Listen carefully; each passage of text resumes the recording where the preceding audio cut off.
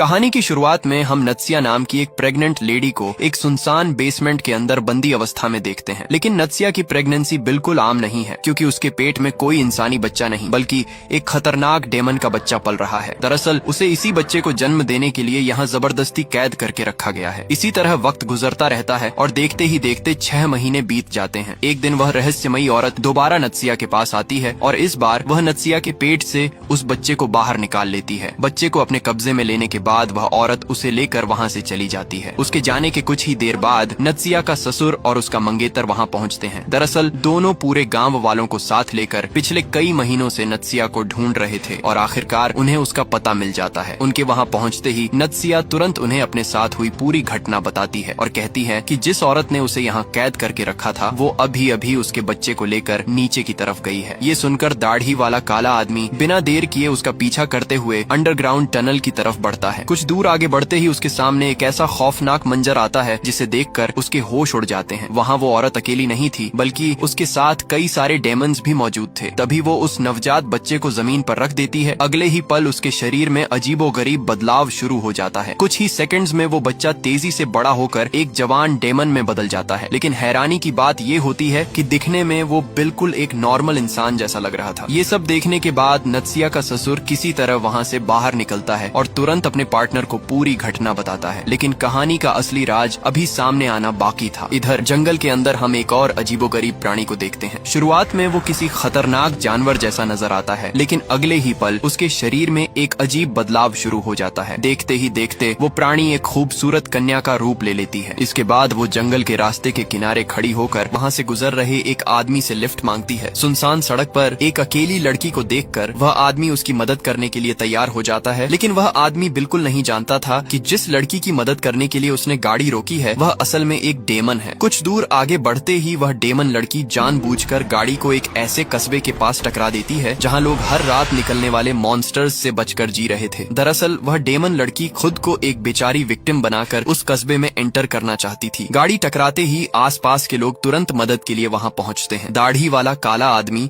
और कस्बे की एक आंटी गाड़ी के अंदर फंसी लड़की को देखते हैं, जिसके गले में एक नुकीला मेटल का टुकड़ा बुरी तरह फंसा हुआ होता है। दोनों सबसे पहले बड़ी सावधानी से उस मेटल के टुकड़े को उसके गले से निकालते हैं और फिर किसी तरह लड़की को गाड़ी से बाहर निकाल लेते हैं। बाहर आते ही लड़की ड्राइवर को अपना बाप बताती है और उसके रेस्क्यू की गुजारिश करती है ताकि किसी को उस पर शक न हो। इसके बाद बाकी लोग उसके बाप को भी गाड़ी से बाहर निकाल लेते हैं। कस्बे का प्रधान यानी वही दाढ़ी वाला काला आदमी अपने असिस्टेंट जैकी को उस लड़की और उसके बाप का ध्यान रखने की जिम्मेदारी देता है। रात होते ही जैकी लड़की को समझाता है कि इस कस्बे में अंधेरा होते ही खतरनाक जंगली राक्षस बाहर निकलते हैं जो मौका मिलते ही इंसानों को जिंदा खा जाते हैं। जैकी उसे ये भी बताता है कि इस कस्बे में रहने वाले लोग अपनी मर्जी से यहाँ नहीं आए, बल्कि वे सब भी कभी न कभी यहाँ फंस गए थे, क्योंकि इस कस्बे में एक बार जो भी इंसान एंटर करता है वह दोबारा कभी बाहर नहीं निकल पाता। ये सब सुनकर लड़की के चेहरे पर जरा भी डर नजर नहीं आता, क्योंकि वह खुद एक डेमन थी और इन राक्षसों से उसे कोई खतरा नहीं था। सभी के सो जाने के बाद वह लड़की अपना असली रूप दिखा देती है और उस आदमी को जान से मार देती है जिसे उसने सबके सामने अपना बाप बताया था।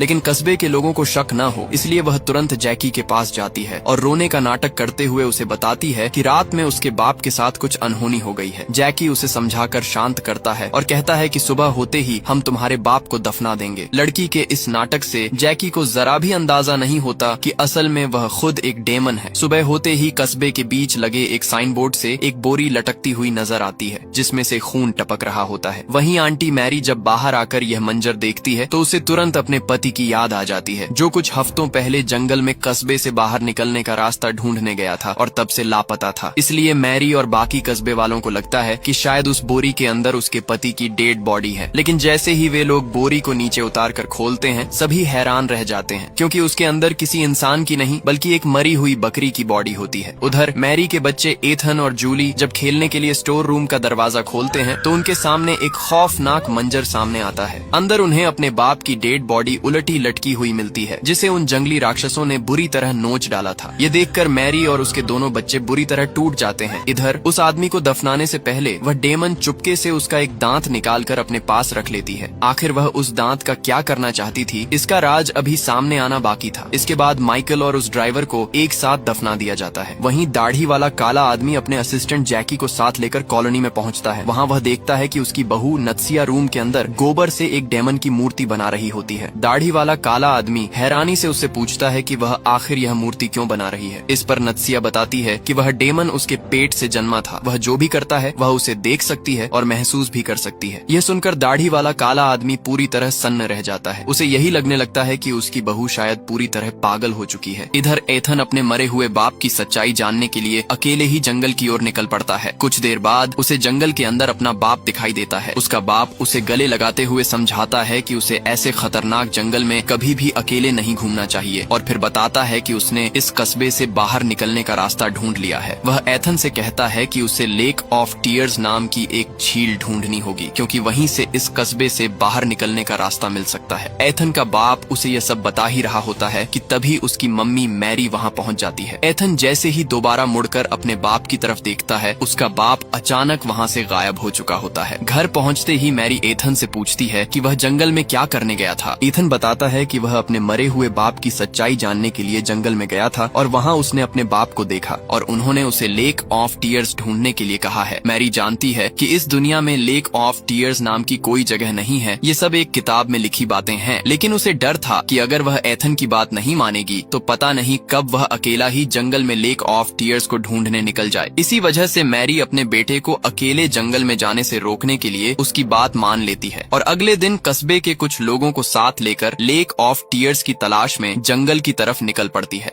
कई घंटों तक जंगल में चलने के बाद आखिरकार उन्हें एक झील मिल जाती है। झील के किनारे उन्हें कुछ रहस्यमयी पुतले मिलते हैं। आगे किसी भी तरह का कोई भी खतरा न हो, इसीलिए वे सभी मिलकर उन पुतलों को दोबारा झील में बहा देते हैं। धीरे धीरे शाम हो जाती है और इतनी दूर से कस्बे तक वापस जाना लगभग नामुमकिन था, इसलिए सभी लोग वहीं लकड़ियों से बने एक छोटे से घर में रुक जाते हैं। रात होते ही उन्हें बाहर से एक अजीब सा गाना सुनाई देने लगता है। उस गाने को सुनते ही मैरी को अपने बचपन की कुछ पुरानी यादें याद आने लगती हैं। उसे याद आता है कि जब वह छोटी थी तब उसके हाथ में भी बिल्कुल ऐसे ही दो पुतले हुआ करते थे। तभी उसे याद आता है कि एक आदमी ने उसके दोनों पुतलों को झील में फेंक दिया था और सिर्फ 2 दिन बाद उस आदमी की बुरी तरह मौत हो गई थी। ये याद आते ही मैरी घबरा जाती है और कहती है कि आज हमने भी उन रहस्यमयी पुतलों को झील में बहा दिया है, इसलिए हमें भी जिंदा नहीं छोड़ा जाएगा, इसीलिए हमें तुरंत यहाँ से निकलना होगा। मैरी की बात सुनकर किसी को कुछ समझ नहीं आता और सभी उसे शांत रहने के लिए कहते हैं। लेकिन तभी एक जंगली राक्षस लकड़ी के घर को तोड़कर अंदर घुस आता है। राक्षस को देखते ही सभी लोग अपनी जान बचाकर बाहर भागने लगते हैं, लेकिन अफरा तफरी में एक आदमी राक्षस की चपेट में आ जाता है और वह उसे बुरी तरह नोच डालता है। बाकी लोग किसी तरह वहाँ से भागकर अलग अलग जगहों पर छुप जाते हैं। तभी वह डेमन एक लड़की को पकड़ लेता है और उसे आग में झोंक देता है, लेकिन ऐन वक्त पर थॉमस वहाँ पहुँचकर उस डेमन पर हमला कर देता है और लड़की को बचाकर वहाँ से निकल जाता है। इधर डोना पर भी पीछे से एक डेमन हमला कर देता है। वह डोना को मारने ही वाला होता है कि तभी मैरी पास में पड़ी एक रहस्यमयी लकड़ी उठाकर राक्षस की छाती के बीचों बीच घोंप देती है, जिससे वह राक्षस वहीं ढेर हो जाती है। ये देख बाकी डेमन्स भी धीरे धीरे वहाँ से भागने लगते हैं। पहली बार इन लोगों को एहसास होता है कि जिस रहस्यमयी लकड़ी को वह अब तक नॉर्मल लकड़ी समझ रहे थे, उसमें इन डेमन्स को मारने की ताकत है। पूरी रात किसी तरह गुजरने के बाद सुबह मैरी और बचे हुए लोग कॉलोनी में वापस पहुँचते हैं और सबसे पहले कस्बे के प्रधान को पूरी घटना बताते हैं। डोना उसे बताती है कि कैसे इसी रहस्यमयी लकड़ी की मदद से उसने एक डेमन को खत्म किया था और अगर रात में बाहर निकलते वक्त इसी लकड़ी को डेमन्स की छाती के बीच घोंपा जाए तो शायद उन्हें भी मारा जा सकता है। हालांकि इस पूरी घटना में उनका एक साथी बुरी तरह मारा गया था, लेकिन अब उनके सामने पहली बार इन डेमन्स को खत्म करने का एक मुमकिन तरीका आ चुका था। दरअसल ये लोग पिछले 3 सालों से इसी कस्बे में फंसे हुए थे और इस दौरान उन्होंने इन जंगली डेमन्स को मारने के कई तरीके आजमाए थे, लेकिन न तो गोलियों का इन पर कोई असर होता था और न ही नॉर्मल हथियारों से इन्हें मारा जा सकता था। लेकिन अब एक रहस्यमयी लकड़ी से एक डेमन के मारे जाने के बाद सभी को उम्मीद जगती है कि शायद इसी लकड़ी की मदद से वे इन डेमन्स को खत्म करके आखिरकार इस कस्बे से बाहर निकलने का रास्ता ढूंढ सकेंगे।